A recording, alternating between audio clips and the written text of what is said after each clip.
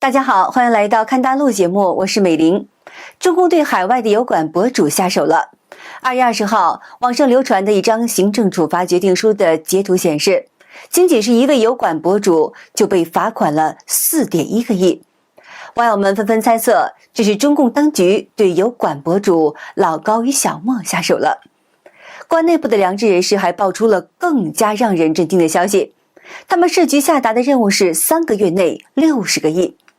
中共的公安這一行動的目的其實很明確，那就是為了解決所謂的經費的問題。一句話呢，中共又開始公開搶錢了。賬戶羅翔破木推牆20號在 X 平台上發布了一條震動華人圈的消息，標題呢就是國內公安內部投稿，貼文是這樣寫的：我是公安內部的相關人員，最近經費缺口很大，公安系統已經開始向油管博主進行大量抓捕和處罰。據我所知道的，對近40個博主已經下達處罰的決定了。那麼最新出來的境外營收納稅和這次的安全網絡的新法規呢，都是為了解決經費的問題。我們設局下達任務是3個月內60個億，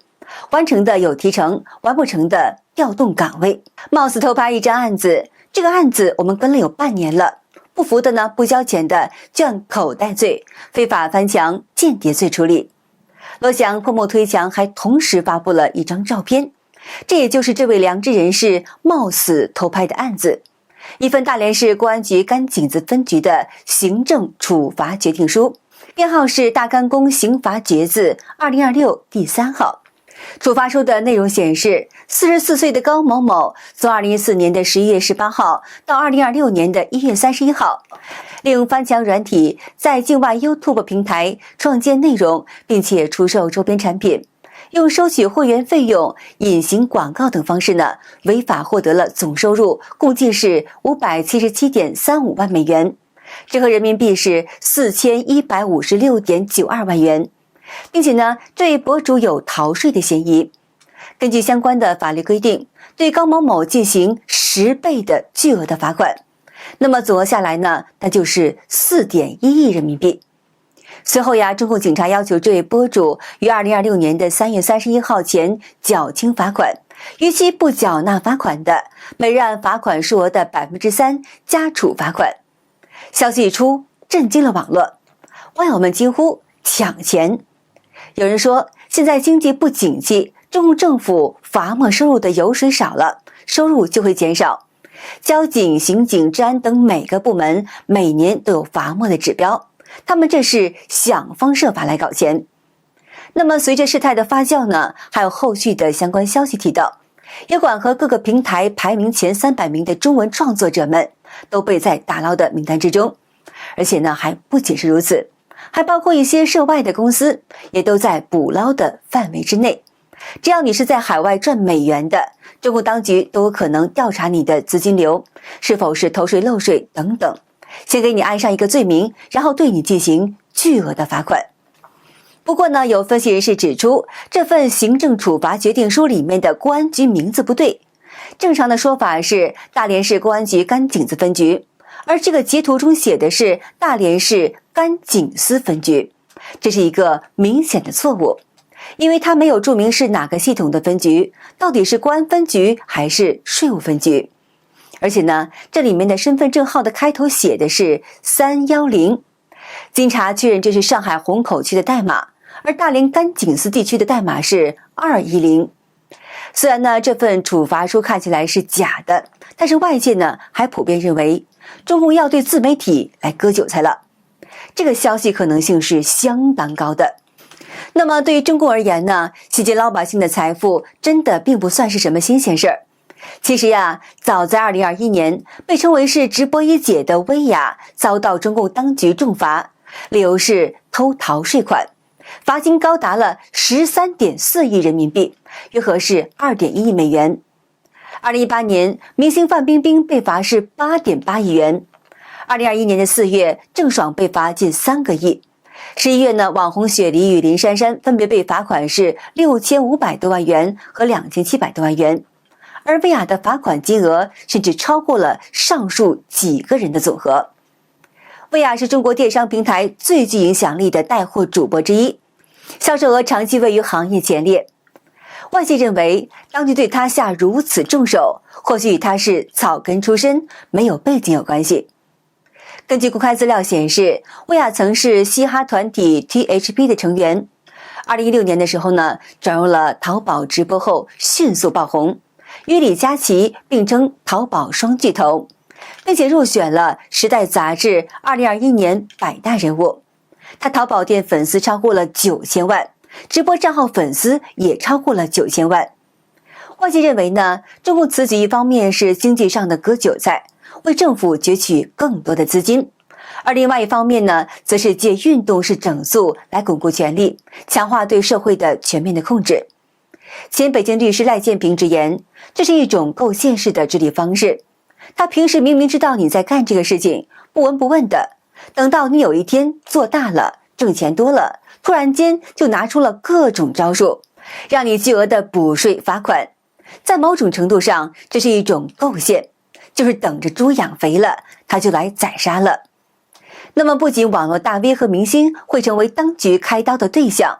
民營企業家們同樣也是難以幸免。只要你有錢，就隨時可能被盯上、被收割，哪怕是首富馬雲也是不例外。2018年的9月，馬雲突然間宣布他將卸任阿里巴巴的董事局主席，這個消息呢，震驚了海內外的輿論。他曾經直言，中國的企業家確實沒有好的下場。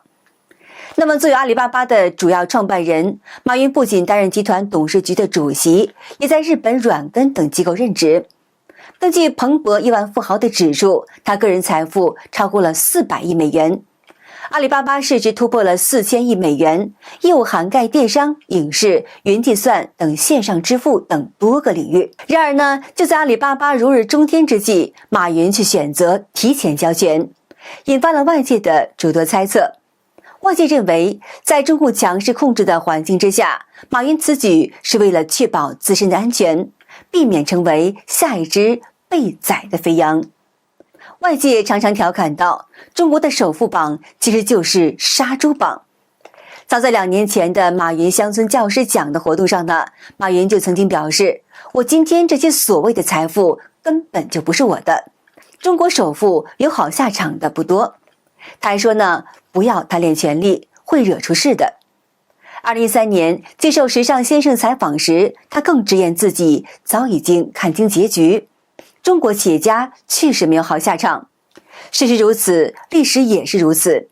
他還補充說，以前你沒錢沒人理你，有錢之後呢，找你的人就不是有權的，就是有勢的，你根本就應付不了。外界長期質疑阿里巴巴背後有中共高層家族參與。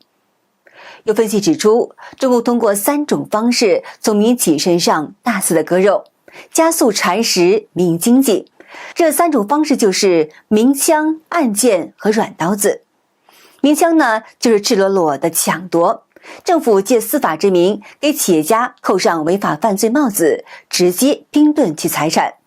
例如呢，2013年曾經獲得中國企業改革10大傑出人物的湖南企業家曾成杰，曾經被秘密執行死刑。他名下23.8億元的資產被地方政府以3.3億元的低價賣給了財政廳下屬企業。同樣是在2013年，山東蒙陰縣企業家石立軍突然間被抓，價值逾10億元的資產被地方官員清算。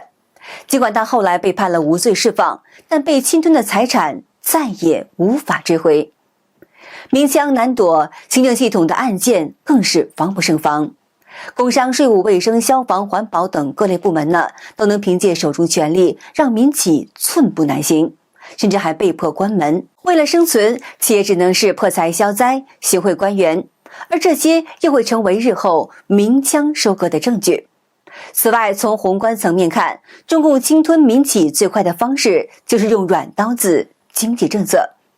例如，當局對社保改革，將社保徵收權交給稅務部門，這樣一來呢，就大幅增加了企業對社保費的支出，而且增加負擔主要壓在民企的身上，讓大量中小企業難以支撐下去。馬雲曾經說過一句意味深長的話：企業可以和政府談戀愛，但千萬別結婚。前山東省知名企業家趙海濤對此深有體會，他感嘆道：“民營企業的終點往往是破產，而民營企業家終點則是牢獄。”在被迫逃往美國之前，趙海濤曾經是山東一家大型綜合集團的董事會主席，集團旗下擁有數十家子公司。到了2017年，他的企業擁有500名員工，資產高達8億人民幣。他說呢，像他這樣的中小型企業在中國生存極為艱難，處處受限。民營企業主為了維持企業的運轉，保障員工發展，不得不四處籌資，應酬各方。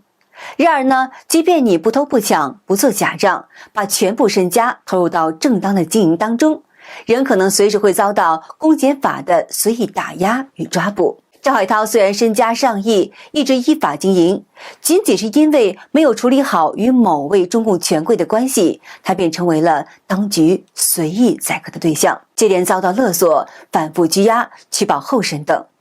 他曾被關押30多天，按法律程序本應該獲釋，但警方卻死死抓住案件不放，反覆對他套用國安階段措施，拘留35天，取保候審1年，監視居住半年。由于警方始終找不到他的犯罪證據，案件無法繼續推進，於是又對他取保候審1年，等期限一到，再度將他拘留。如此反覆循環，經過5年多的折騰，趙海濤終於被迫關閉所有的公司，後來輾轉逃到了美國。如今對富人的整肅形式雖然與毛時期有所不同，但本質是一樣的，都是巧取豪奪。毛澤東在建政前發動打土豪分田地，以革命的名義搶奪地主的土地與財產。那麼中共是怎麼打土豪的呢？1929年，陳毅在報告裡提到了朱毛軍搶錢的方式。每到一地，紅軍先估量土豪家的房屋的價格，然後呢，就在他家貼上一張罰款單子，限定交款日期，這就叫貼條子。那麼如果土豪到期不交錢，紅軍就把他家的一間房給燒掉。有些人害怕房屋被毀，只好乖乖交錢。陳毅自吹這種方法很有效，說紅軍的經濟大批靠這個方法來解決。紅四軍軍委委員熊壽奇也說呢，紅軍每到一處便貼滿條子，要土豪來拿錢，否則焚屋殺人。曾擔任中共首任鐵道部長的滕代遠回憶道，1928年7月，中共發動了所謂的平江起義，然後部隊向井岡山轉移，途中呢一路搶劫當地百姓的衣物與財產。滕代遠說，全體戰士每人都是頭纏布匹，身上穿着各種各樣的衣服，有戴禮帽的，穿馬褂的，披毛大衣的，穿西裝的，每人領到零用錢至少是100塊大洋，準備上井岡山與紅四軍會合。從這些描述來看，這支隊伍完全就是一幫土匪。建政後呢，中共又打着社會主義改造的旗號，對資本家展開全面的整肅。據史料顯示，當年在工商改造當中，大批的資本家、業主、商販被迫上交全部的資產，不少人因為屈辱難忍而自我了斷。是上海市場的陳毅每天詢問今天又有多少空降兵，一指又有多少資本家跳樓了。